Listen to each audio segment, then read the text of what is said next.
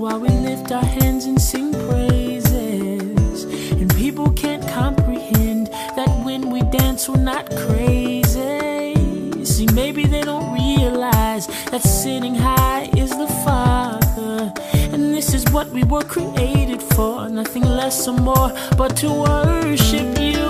And I just wanna say that yours is the best love that I've ever had. And I just wanna say that I think it's only fair that we give it back. I love you. I love you. Just as surely as I know my name, I know one thing I'll never. Hey guys, this is Safina and you're watching A King's Love Convo. Friends, okay, I used to think that I didn't really need people. I used to just think like, okay, even after I got saved, like, okay, I just wanted to be me and Jesus. I don't really need nobody. One of the things that God taught me just through beautiful women in my life now is just the importance of having what I call a board of directors in your life. People who love Jesus, who have the same heart for God that you do, that is able to speak into your life and that is able to give you biblical advice, because we don't need to be taking advice from just anybody. Before I was saved, I had a best friend. Well, I had two best friends, one of them being my ex-boyfriend, who that's a whole nother testimony video. It was another girl that I was really close friends with. Those two relationships dissolved. I know for a fact that had those relationships continued, I would not be where I am now. I would not be doing these videos. I would not be in ministry. I would not love God.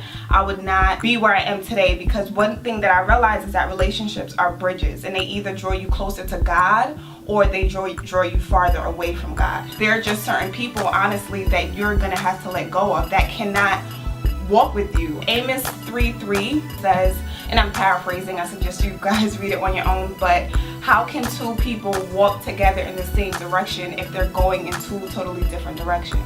So for example, today, me and one of my best friends got into an argument because she wanted to go to Applebee's and I wanted to get some Chinese food. We were going in two different directions. So she was like, well, I'm just gonna go to Applebee's by myself. And I said, okay, well, I'm just gonna go and get my Chinese food. So we were going in two totally different directions because we had two totally different agendas. And so we couldn't go together. We ended up just getting some sandwiches and calling it a day.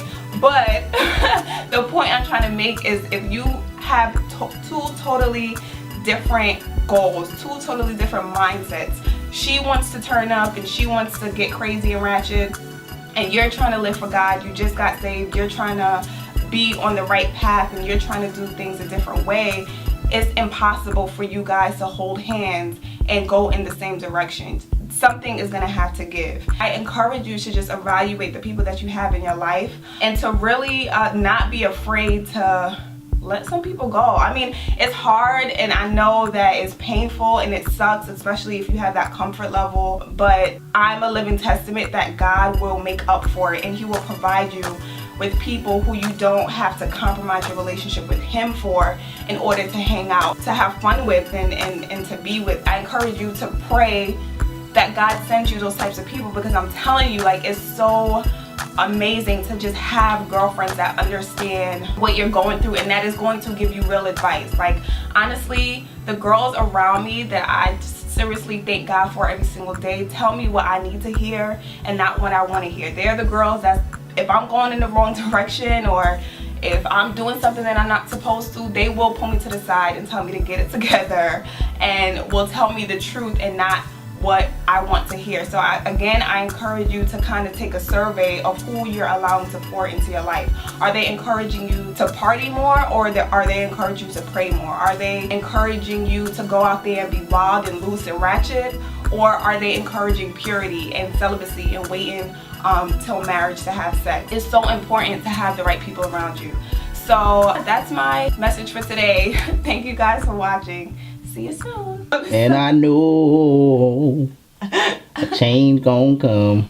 Roll them. Especially in the church, it's like, okay, we go to the altar and then we cry and we say this prayer, and that's awesome. But what happens next? Like, what does it really look like to be saved and to really have that relationship with Christ?